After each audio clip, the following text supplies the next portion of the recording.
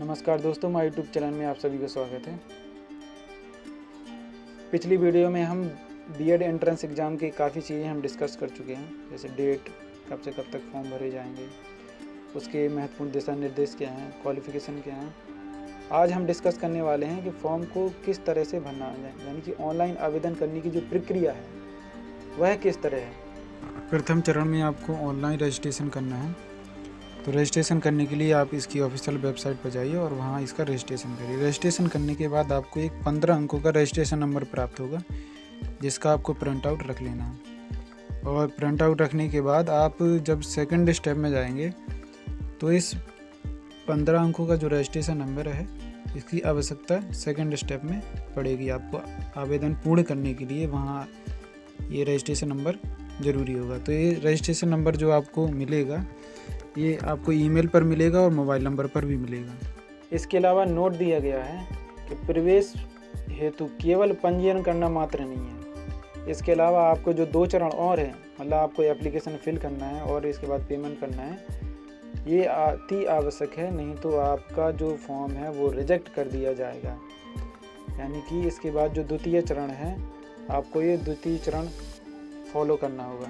आपको क्या करना होगा, अपने जो रजिस्ट्रेशन आपका हुआ है, रजिस्ट्रेशन नंबर आपको मिला है, रजिस्ट्रेशन नंबर के माध्यम से आपको लॉगिन करना होगा। लॉगिन करने के बाद जो संबंधित जानकारी मांगी गई है वो जानकारी भर के आपको सबमिट करना होगा। सबमिट करने के उपरांत आपको अपना फॉर्म का प्रिंट आउट निकाल लेना है। और यह ध्यान देना है कि अगर आपसे कोई गलती हो जाती है फॉर्म भरने में, तो आप केवल 4 ही चीज़ों में संशोधन कर सकते हैं: विषय वर्ग में, जेंडर में, अपने जो आपने नंबर भरे हैं ग्रेजुएशन की या 10th 12th के जो नंबर दिए हैं उसमें, और परीक्षा केंद्र में। केवल आप 4 चीज़ों में ही करेक्शन कर सकते हैं। जो तीसरा चरण है पेमेंट करने का, शुल्क जमा करने का, शुल्क भुगतान का। इसके बाद आपको मेक पेमेंट पर जाके आपको internet banking, debit card, credit card के माध्यम से आपको पेमेंट करना है। पेमेंट करने के बाद जो आपकी ट्रांजैक्शन आईडी है उसको नोट कर लेना है या उसका प्रिंट आउट भी ले लेना है। इसके अलावा मैं डिस्कस कर चुका हूँ कि आपको शुल्क कितनी शुल्क देनी होगी। आपको जो जनरल और ओबीसी हैं उनको 1000 रुपये देना होगा, SC ST को 500 रुपये देना होगा, और जो अदर स्टेट के लोग हैं उनको 1000 रुपये फीस देनी होगी। 5वां इन्होंने इसमें जो पॉइंट दिया है, यदि किसी अभ्यर्थी ने ऑनलाइन पंजीकरण करा लिया है किंतु आवेदन पत्र पूर्ण नहीं किया है, तो अभ्यर्थी विलंब शुल्क सहित आवेदन की अंतिम तिथि तक आवेदन पत्र पूर्ण कर सकता है। मतलब जो 16 तारीख से जो 20 तारीख तक जो 4 दिन का मौका दिया जाएगा, 15 तारीख लास्ट डेट है, 15 तारीख के बाद जो 4 दिन का मौका दिया जाएगा, उसमें आपको लेट फीस के साथ आप फॉर्म को फिल कर सकते हैं, सबमिट कर सकते हैं।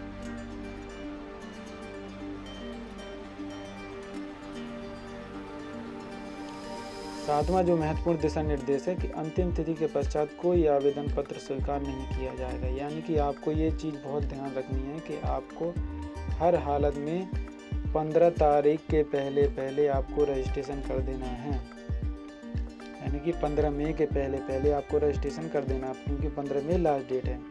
15 मई के बाद आप पेमेंट कर सकते हैं, रजिस्ट्रेशन भी नहीं कर सकते। आप 15 मई के बाद 16 से 20 मई तक आप पेमेंट कर सकते हैं अगर आपने रजिस्ट्रेशन कर रखा है। और जो आप पेमेंट करेंगे, अगर आपका पेमेंट कट जाता है तो आपका वो पेमेंट जो है आपको 24 घंटे के अंदर आपको उपलब्ध करा दिया जाएगा। ठीक है, अगर आपका पेमेंट नहीं होता तो आपको 24 घंटे के अंदर आपको जो भी स्टेटस होगा उसको प्राप्त हो जाएगा आपको। तो ये फॉर्म भरने के 3 चरण हैं। आप 3 चरणों में फॉर्म भर सकते हैं। पहला चरण है आपको रजिस्ट्रेशन करना है, पहले चरण में आपको रजिस्ट्रेशन करना है, दूसरे चरण में आपको एप्लीकेशन फिल करना है, और तीसरे चरण में आपको पेमेंट करना है। ये ऑनलाइन आवेदन करने की प्रक्रिया।